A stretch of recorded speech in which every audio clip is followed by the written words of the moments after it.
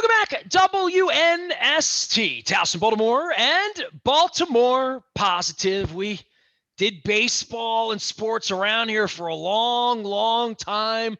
I attended a lot of World Series games back in the day. None of them involving the Baltimore Orioles, mind you, back in the 90s. But I always saw this guy, one of the sage sports writers, and it's not every day I get a real Hall of Famer on here.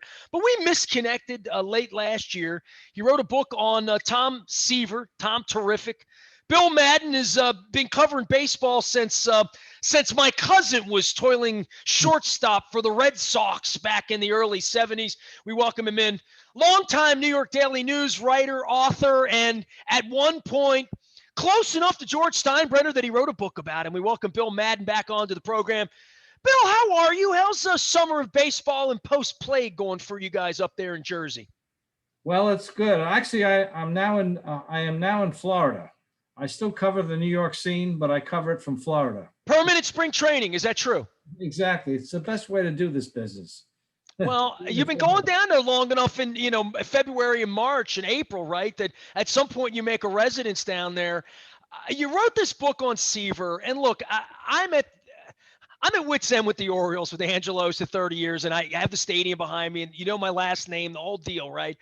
But every couple of weeks, they bring Palmer in to do games. He did the Mets games last week, which is why I bugged you, right? I'm sitting there. There's Palmer with Garceau. The Mets are playing. I'm thinking of my dad cursing Tom Seaver and, kicking Ron Swoboda out of the state of Maryland and all of that back in '69.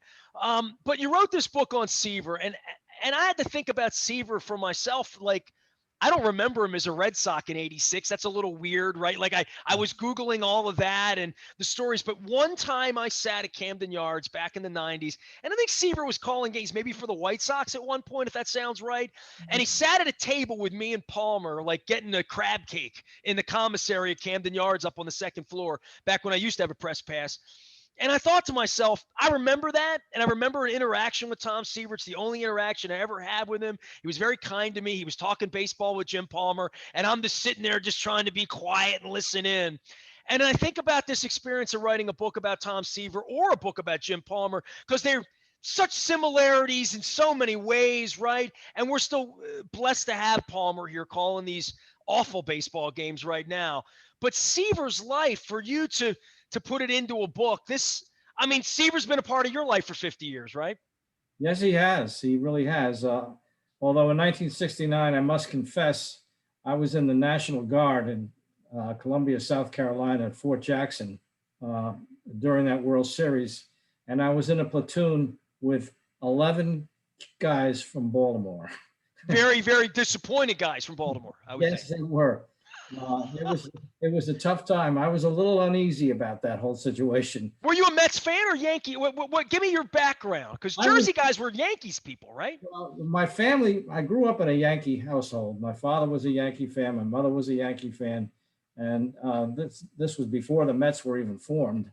And so when the Mets were formed, I was kind of interested in them because of their, obviously the '62 team is a classic team in ineptitude. Metsy, as they say, right? Right, the amazing Mets. But I'll confess to you, I guess I can say this on the air. Nobody will know. Nobody knows. But I'm a closet White Sox fan. I grew up in New York and New Jersey, but I always rooted for the White Sox. And the reason why was because it was too easy to be a Yankee fan. They won every year. And so I kind of looked for an underdog, and the White Sox were the perfect underdog. They always finished second or third back in those days. And then in 1959, they had that magic year with Fox and Aparicio. That's my people. Thank you. It's amazing in life's journey, the '59 Sox, because I was born in '68, right? So my background is Louis and Bill. I'll confess to you, and I've said this a few times on the air. When Frank Robinson died, Frank and I had a challenge relationship because Frank was always kind of tough on me, and I never really understood why. Maybe he didn't like Louis. Took me a long time to figure that out, or like whatever You're relationships were at that point. not alone And on that one. Everybody had a tough relationship with Frank. yeah, and well, no doubt about it. Fair enough, and that, enough said on that. And that is a very fair statement, especially given the last thing he ever said to me alive in front of my wife. But that's another story altogether. But when Frank died, I went looking for a picture that if I ever had a picture with Frank, Frank rung me up. This is true. Peter Schmuck was pitching 1992. It was print versus broadcast media, and I was a turncoat. I was an old newspaper guy. I was Ken Rosenthal's, the guy taking dictation when he's in the phone booth at the 89 World Series and the earthquake hits, right? So I was then on the broadcast side. So Schmuck rings me up on a 3-2 outside pitch, and Frank Robinson was then the general manager, assistant general manager with the Orioles. He was calling balls and strikes. So Frank and I had this. So I looked for a picture of me and Frank. I found one, and believe it or not, Steinbrenner's in it because it was taken like at an all-star game or something. And a friend of mine took it and Frank was in it. And I had this picture with Frank, but I went looking for a picture of Louis and Frank. And I couldn't find one. I Googled it. I could not find a picture of the two of them. I since have found one from the 66 celebration, like a cigar picture, but I couldn't find a picture of them. And I found all this stuff. But what I found, and you'll appreciate this, you'll really appreciate this being an old sports writer, I found stories from the 1960s about Aparicio hating Vec, being mistreated in Chicago for, all the hot foot stuff with Jabrowski. Louis was hazed. He was small, like picked on, no speaky, all of that, right? And Louis hated Vec. And obviously, Frank had his problems in Cincinnati with race, with ownership, like all of that. And the Orioles wound up stealing these two Hall of Fame players and giving them better life because the guy that owned the beer company here, Hofberger, said to Frank Robinson, I'm going to get you a house in a white neighborhood, in a good neighborhood. And you know what Louis wanted? Louis wanted to bring his family to America. That's why I'm here. I found this out 2 years ago when I went reading stories. There were old New York stories about how Louis didn't get along with ownership. Now, obviously, you go way back, Lords of the Realm, and how Steve Carlton ever, wound up in Philadelphia from Augie Bush. But baseball has such a sordid history, and unpeeling the onion of what was a baseball card and what the reality of these men's lives were, right? And I guess that would bring you to Seaver at this point, because Seaver, Palmer, everybody had a different journey through baseball in the 60s, right? Kurt Flood certainly did. Well, ironically, my relationship with Seaver, and it was a very close relationship, which is why I wrote this book, but it's directly related to my fandom of the White Sox. And what happened was, as you probably know, Seaver was traded from the Mets in the worst day in the Mets history in 1977 at the trading deadline when he got in a contract dispute with M. Donald Grant, the chairman of the team. And he was exiled to Cincinnati for 5 years. And then they got him back in a trade. And this was the 1983 season. And he was happy to be back in New York, and he thought he was going to be back in New York for the rest of his career. Only what happened was they had this free agent compensation draft that baseball had created to compensate teams that had lost free agents indirectly. And what they did, they formed this pool. Every team in baseball had to protect only 15 players in their entire organization. So there was this pool of players, hundreds of players in this pool. And teams that lost a free agent could select a player out of this pool as compensation. And the White Sox happened to have the first pick in the free agent compensation draft. So I'm at my office at the Daily News, and a fellow White Sox fan, good friend of mine, his name is Art Burke, he was working in the commissioner's office, or he had been working in the commissioner's office, and he called me and he said, the draft was coming up like the next day, and he said, are you going to be writing anything on the draft? And I said, no, I don't intend to, because neither the Yankees or the Mets lost a free agent, so they're not going to be part of this. And he says to me, he says, oh, I wouldn't be so sure, Bill. I said, what are you talking about? He says, this is going to be a huge story in New York. And I said, why? And he said, because the Mets have left Tom Seaver unprotected. I said, you got to be kidding me. Now, the White Sox had the first pick in the draft. He said, that's why he was calling me. He was a White Sox fan. He says, and not only that, but I hear the White Sox are going to take him tomorrow. I said, you got to be kidding me. This is unbelievable. So now I'm armed with this information. I got to call Frank Cashin, the general manager of the Mets, to get a confirmation on it. And Cashin, I got him out of he was at a luncheon, and he comes out of the luncheon, he gets on the phone, and I tell him what I know and tell him about this whole thing. And he kind of goes into his Jackie Gleason, a hamada routine. And then finally he says, all right, Billy, I'm not going to lie to you. We did leave him unprotected, but he's a 40-year-old pitcher. We didn't think anybody would take him. I said, well, Frank, I hate to tell you this, but the White Sox are going to take him tomorrow. And so he was just silent. And he said, well, you got to write what you got to write. But now I have this story, but I felt I owed an obligation to Seaver because I knew he was going to be devastated by this news. And he didn't know, right? He didn't know. Nobody knew and nobody would have known had I not gotten this information from this friend of mine and the White Sox took him. If the White Sox didn't take him, nobody would have ever known that the Mets had left him unprotected. So anyway, I felt I had an obligation to call Seaver. So I called him at home and I told him what was happening. And obviously he was crushed. He was dumbfounded, everything above. But from that day on, we had a different kind of a relationship than just a player-writer relationship. And he would call me periodically and asking me for advice and things like that. And ironically, 2 years later, after he went to Chicago, he won his 300th game in 1985 at Yankee Stadium, of all places. And then in 86, he was really looking to he'd done what he had to do in Chicago, and he wanted to come back to New York and finish his career in New York. But at that point in time, you remember, the 86 Mets were a juggernaut. They had all kinds of pitching, and they had no interest in bringing Seaver back to that team. In fact, Cashin later told me that he asked Davey Johnson about it, and Davey Johnson was adamant. He said, I don't want Seaver here. We don't need him. So Seaver calls me, and he calls me on the phone, and he says, look, I need your help. He says, can you call Steinbrenner for me? I said, what for? He says, I really got to get back to New York. I miss my family. I'm not wasting my time here in Chicago. Could you call Steinbrenner and see if he'd be interested in trading for me? So I said, well, I thought about this. And you had already written the book on Steinbrenner at that point, right? No. I didn't write the book until 20 years later. Oh, okay. This was in 86. Okay. But anyway, but I've written plenty of stories. Plenty of back pages with the boss in your day. Plenty of elevator rides, as they would say.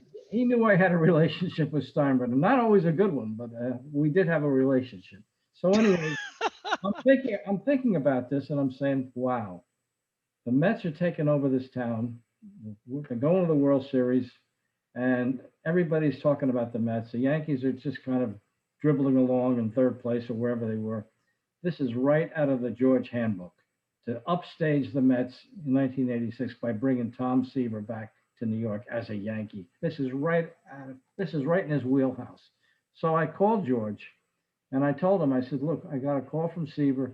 He really would like to come home to New York and pitch for you. What do you think about that?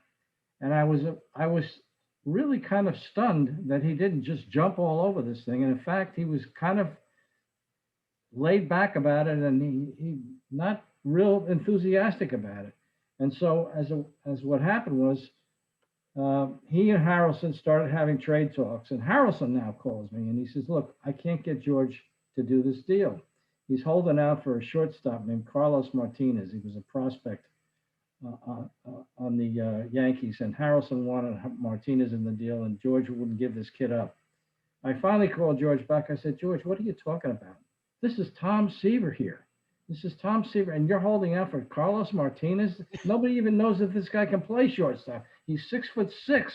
He's probably going to have to move to first base, and then he won't be the power hitting shortstop that you think he's going to be. So and then I thought to myself, what am I doing here? I'm in the middle of a trade talk between Harrelson and I'm trying to broker this trade. So anyway, the bottom line was George, at the last minute, he just said, no, I can't do it. And so Harrelson turned around and traded him to the Red Sox. And but that's my White Sox Seaver connection. Well, did you know him in the 70s before 77 when he left? I mean, I know you covered ball back in the 70s, but I'm not familiar. You were more Yankee side as I remember it, right? Yeah, I didn't really know Seaver that well because I was covering the Yankees when he was with the Mets. I would see him in the wintertime at banquets and things like that, and he knew me. I mean, I was There was always. some irrelevancy about them after 73, right? 74, 5, 6, 7. I mean, the Yankees were Reggie, like all of that, right? By that point, the Mets were really trashy at that That point, was right? that, yeah. When they traded Seaver, that was the end of the Mets. That was their lowest period in their history. Those years following the '77 trading deadline, they traded Kingman that night too. And no, they had at least 6 or 7 horrible years, and they didn't start to get good until the mid '80s when Cashin took over as the general manager, and he brought in Davey Johnson as the manager, and Well, I guess the point for that decade covering the Yankees, the Mets were completely, really like the Orioles are now, just kind of irrelevant, literally, right? yeah, and that's why they always say that the trading of Seaver at the midnight massacre, as they called it, was the darkest day in Mets history because they were never the same until '86. Bill Madden is here. The book is Tom Seaver, A Terrific Life. I've had the book for a couple of months now. It's such a great picture of Seaver, young Seaver with the towel on after another. Was that the 20 strikeouts? What was that? I don't know where they got that picture from, but it is a great picture. I know. In doing a book about a guy who was a thinker, in the game of baseball and a deep thinker, and I guess that's why I would compare Seaver to Palmer in the sort of the beautiful mind, right? The mind that never shuts off analytically about almost anything, and you feel like, yeah, Seaver could have been an engineer, could have done something else. I feel that way about Palmer, could have done something else if his arm wasn't struck by lightning at that point. But in that point in time, for those type of guys, thinkers, Seaver lived, as you would say, a terrific life. I mean, he being a star in New York in the 60s during the Joe Namath era, right? I mean, it was really a glorious time for you to be a sports writer, Bill. Oh yeah, it was. And Seaver was probably, I don't think without question, he was the smartest player I ever covered. And a couple of things about him. You'd walk into the Mets clubhouse or later on the White Sox clubhouse, and you'd see the players sitting around in front of their lockers. They might be reading Field and Stream or whatever. And then you go past Seaver's locker, and he's sitting there doing the New York Times crossword puzzle in ink. And this was Seaver. I mean, he was uh, he. I often thought maybe Seaver invented pitching because he had so many insights about the game and about pitching, and he became the ultimate thinking man's pitcher. In fact, at the end of his career, his best pitch was his changeup, and that was something he developed midway through his career. But he knew that you couldn't get by with just velocity alone. In fact, he used to tell me that there are the 3 things a pitcher needs to get batters out is velocity, control, and your mind thinking. And he said probably the most important is the third one, as far as figuring out how to get a batter out, what pitch to throw. And a lot of times, I think Seaver was his own catcher because he tells a really funny story about when he was in Chicago and Fisk was his regular catcher in Chicago, and they were like blood brothers, just like Johnny Bench was in Cincinnati. And but this one game, Mark Hill, who they call Boot, as in Boot Hill, he was the backup catcher, and he was catching Seaver, and they could not get on the same page. And finally, Seaver calls calls Hill to the mound, and he says, "Boot, we got a problem here. I don't have all day here to figure out what you want me to pitch. So you know what? We're not going to have any signs today." And so Hill says, "Whatever you want, that's okay with me. You don't want to have any signs, we won't have any signs." So they go back. He goes back behind the plate, and Seaver starts pitching. Now Ozzie Guillen's playing shortstop, and Ozzie's looking. He's trying to figure out where to play the batters because Seaver always, but he has to see what the sign's going to be, and only there are no signs. So all of a sudden, Guillen says, "Timeout, timeout." He goes to the man. He says, "What the hell is going on here? You got no signs." And Seaver says, "Don't worry about it, Ozzie. We're not going to have any signs today." "What do you mean we're not going to have any signs today? How am I going to know where to play the batters?" "Don't worry about it, Ozzie. I'll tell you where to play the batters." Well, Palmer was famous for moving outfielders around, before Oh he would yeah. pitch all the time. And there's a level of arrogance to it, and then there's a level of art, and then there's really the level of brilliance when you do it at that level. Bill Madden is our guest. We're talking, thanks, Tom Seaver, but I want to turn this to Palmer a little bit from a juxtaposition, because about 10, 15 years ago, my radio station, we did a greatest Baltimore player ever, right? Whether it's Johnny Unitas or Brooks Robinson or Art Donovan or Lenny Moore, you pick whatever, Ray Lewis, pick whatever you want, right? And I have always made the case that Jim Palmer is the greatest athlete in Baltimore history, based on the numbers, based on his dominance, based on how long it went on, the shutouts, all of these gaudy numbers. Seaver kind of like, I look through Seaver and I think the only thing Seaver had that Palmer didn't have is Palmer played in one place and it was excellent. You mentioned Frank Cashin. I mean, he was all part of all of that here before he went there.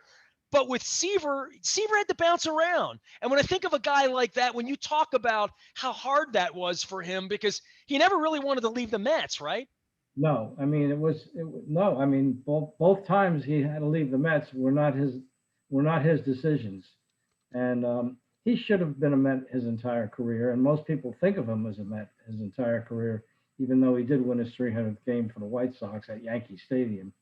But it's it, it was really the tragedy of Seaver's career that he didn't stay with one team, because it wasn't his idea not to stay with one team. And of course, Palmer and you know, I guess Brooks is another example of Well, somebody. that era was sort of Yeah, famous for that, right? But then the Lords of the Realm got involved in free agency, got involved, and everything changed. yeah, but before that, the Orioles didn't do dumb things. I guess that's what I'm saying. No, not like recently, huh? Right. Well, yeah. Billy, I do want to pull it to that because I got Camden Yards behind me. I had a press pass from 1985 until 2006. And Angelos took my press pass away. So I'm in my 16th year of being banned, and I own a radio station, and I'm on the air every day, like blah, blah, blah, blah, blah. And my name's Aparicio. I just want you from the outside to talk a little bit about what you've witnessed here for 3 decades for the Orioles, and for being the sort of New York sports writer that would sort of helicopter in when the Yankees played in the 90s. But man, this building changed everything about our community. It's now 30 years old. We got a 2-year lease, Bill. 2 whole years on the lease here with John Angelos. Wow. God forbid what's going to happen in 2 years, because they have made such a mess of that franchise. It's a tragedy. It is an American baseball tragedy what has happened in Baltimore. This was the flagship epitome of class organization under all those years when Hofberger owned the team, and of course, great general managers there from Harry Dalton to Hank Peters and to Frank Cashin. I mean, these are great baseball people that were in charge of that team, and the results were obvious. They were always in contention, always winning all those championships down there. And then when Peter Angelos came in and changed everything, I mean, when Pat Gillick leaves your organization because he can't stand the owner, that tells you everything you need to know about what's wrong with that franchise. Because Pat Gillick is probably the all-time greatest general manager with all the places he's been and he's won and where he's won, and never had a problem with anybody in his entire career. And when he left, I mean, that tells you everything you need to know about what's happened to the Oriole organization. And I wish they would sell this team and put it in the hands of somebody who really cares about the history and the tradition of that franchise. But I don't know. We'll see what happens. What's the state of baseball for you? You mentioned Seaver and the thinking man and the analytics of the game and how much that's changed that would play into the hands of a Tony Gwynn or a Jim Palmer or a Tom Seaver, the smart guys in the game. Bill, I watch the game now, and I hate to. I'm 52. I'm not all that old to fart for being an old fart, but if they're not trying to appeal to me, and I live 2 blocks away, and I've got baseball in my heritage and in my bloodlines, and I can't watch it, the 3 outcomes, the fact that the team stinks is one thing. I'm going down to Bowie, and I'm going to see Grayson Rodriguez pitch and Adley Rutschman catch and buy into all that future nonsense with the guys who cheated down in Houston, by the way. But for me, the game itself, the shifting, the lack of activity, the fact that no one can hit the other way, the fact that everybody wants to hit the ball out like Dave Kingman's like a good player now, right? Like, just hit home runs, kid. Yeah, I mean, I think Tom Verducci was the one that wrote that. He says, we've turned the game into an entire game of Dave Kingmans. Everybody's Dave Kingman now. The analytics are absolutely destroying this game, and I'm not sure whether or not we can get that genie back in the bottle again. It's going to take more than Theo Epstein saying we made a mistake and moving to the commissioner's office and trying to all these different things that they're trying to do. It's going to take a whole lot more than that. They're going to have to change the philosophies of these general managers that they're hiring in all these places, these Harvard guys and these Ivy League guys that never played the game. And all they look at now is they've turned players into numbers. They put a value on all these players. And this whole thing with war and all this other stuff, whatever happened to the personalities of baseball? Whatever happened to getting inside a ball player's head, getting inside his psyche, getting inside what kind of a person this player is, what kind of a I was talking to a scout the other day. He said, I won't tell you what organization he was with, but it's an organization that's very near and dear to your heart. And he said in one of the meetings we had, they told us, don't even bother scouting pitchers anymore because we have everything we need to know about pitchers in our little laptops or whatever. And he said, all I could think about was whenever I went out on the road, especially with high school kids, I wanted to get to know the parents. I wanted to get to know the coaches. They called that makeup, remember? Exactly. He said, but these general managers today, they don't care about makeup. All they care about is what do our numbers say that this guy's value is and what he's going to be and how they can predict what this guy's going to be. You can't predict anything. Well, I think more than anything, it's when you go to the game or you've seen a good game. And like right now, I mean, obviously this clown act we've had here from a franchise standpoint and how the Nationals have completely sort of usurped everything south of the Beltway in Baltimore, to that end, and how competitive they've been. But I think the greater issue for me is appealing to younger people, having action in the game, having it be a place people want to go and be and see and be seen, all of those things that made it what it was 30 years ago. They've gone Eddie Feigner, Bill. Guy on second base in the 10th inning, 7-inning ball games, sort of like beer league softball rules. Well, they're turning everybody into robots. Look at what they've done to the managers.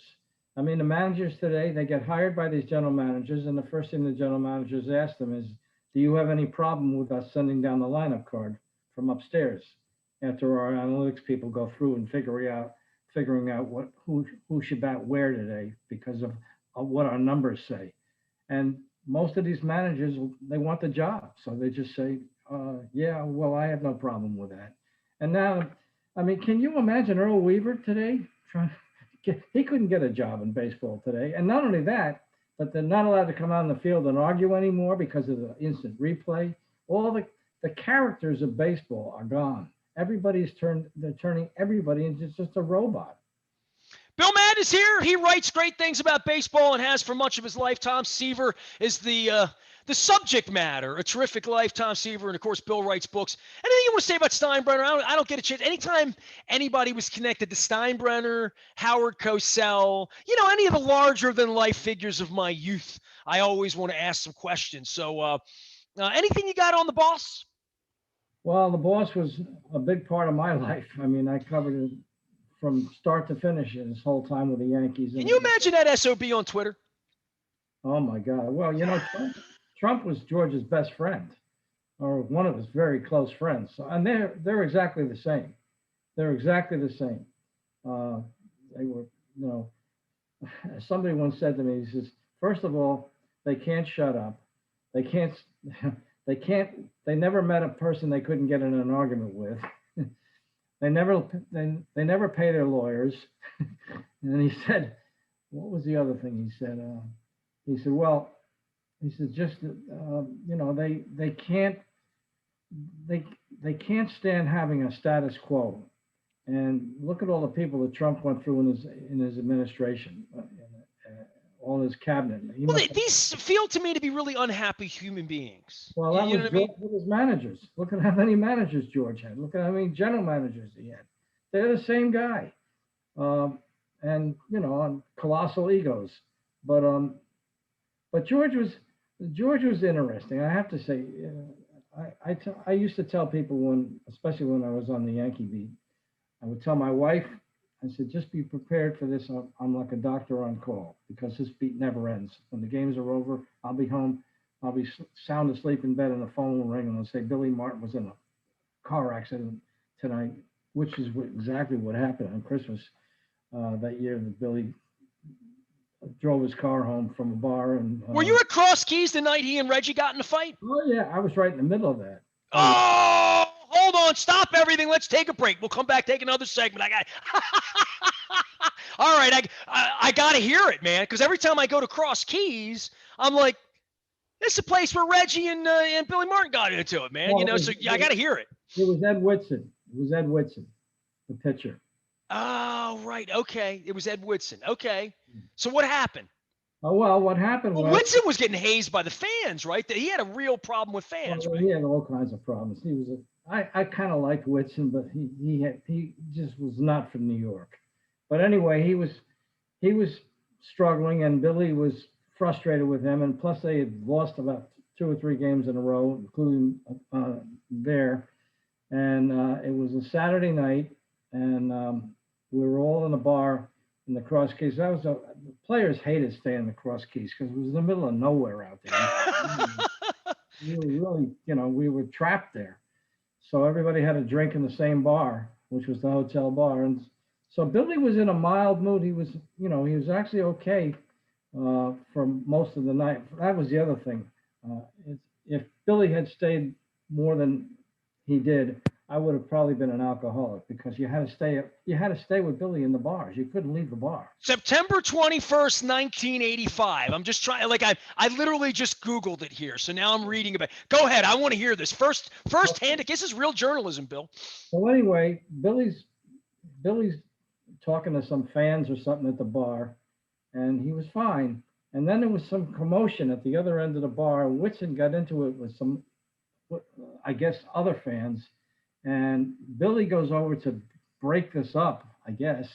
And the next thing you know, Billy and Whitson are swinging at each other. And, this is becoming a full, and I was there with a couple of writers, and we were watching this thing. And then we went over there, and they finally broke it up. But Billy was furious now, and Whitson, they separated them. But then as they tried to get them out of the bar, the fight restarted out in the parking lot, and this is where it got really violent. And Billy wound up getting his arm broken by Whitson, and he was slammed down into the pavement of the parking lot, and it was unbelievable. So now all of a sudden, I'm trying to have a nice night out as the game was over and everything. Now I have to be a reporter again, and I'm taking notes and everything, and I have to run upstairs to my room on the 4th floor and called my office. I said, "You're not going to believe this, but Billy has gotten into a fist fight with Whitson. They were in the bar. Now it was in the parking lot." And then they're at least saying, well, at least you were there. Yeah, but now what I didn't know was I was staying on the same floor as Billy and Whitson. So as I'm dictating my story to the office, I hear all this commotion out in the lobby, not the lobby, in the hallway. I open up my door, and there's Billy, and he's in his underwear with his arm in a sling, and he's pounding on Whitson's door. He wants Whitson to come out of his room. I said, "Just a second." I said, "Round 3 is happening right outside my door here."